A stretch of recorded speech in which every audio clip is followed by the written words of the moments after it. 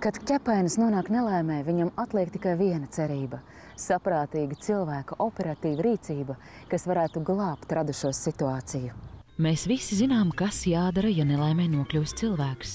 Arī četrkājaino draugu glābšana būtiski neatšķiras. Izvērtējot situācijas nopietnību, par negadījumu jāziņo glābšanas dienestiem.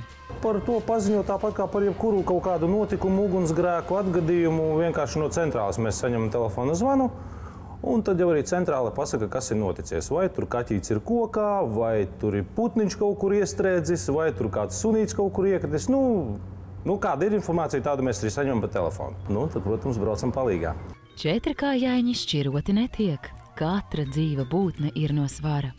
Olainē reiz glābts nomaldījies krokodils. Savukārt no Brīvības ielas kokiem noceltas pārdrošas iguānas. Mazajā būsiņā pat vizinājies alnis un nakšņojusi pūce. Ja kaut kur ir augstu kokā, tad, protams, mums ir ļoti garas kāpnes, tad ir mazākas kāpnes un pavisam maziņas kāpnes. Tad atkal, ja ir kaut kādas, suņu kaķu ķeršanas, tad mums ir, teiksim, visādas cilpiņas, piemēram, suņu ķeršanai.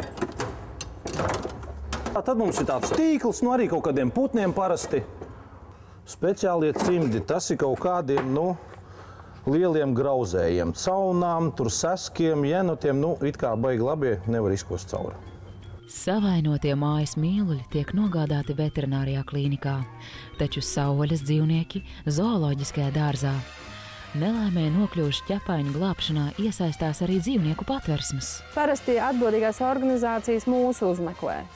UGD zvana mums, kad ir kaut kas noticis, ir kaķēni no motoru pārsagiem, ir āliņģos iekrituši suņi, ir savvaļas dzīvnieki savainot. Mājā visizplatītākā problēma ir aplamas savvaļas dzīvnieku mazuļu glābšana. Pie mums nokļūst mazās meža cūciņas, mazie stirnēni, putnu mazuļi, jo cilvēki pārprotot situāciju, viņus izņem no meža, nogādā sev mājās un tad sāk domāt, ko tad īsti darīt. Tāpēc es aicinu nevienu savvaļas dzīvnieku nekādos apstākļos sev mājās nenest. Savukārt miers, klusums un kāds kārums būs labākais veids, kā pašam saviem spēkiem no koka lejā dabūt piedzīvojums augstošu murrātāju.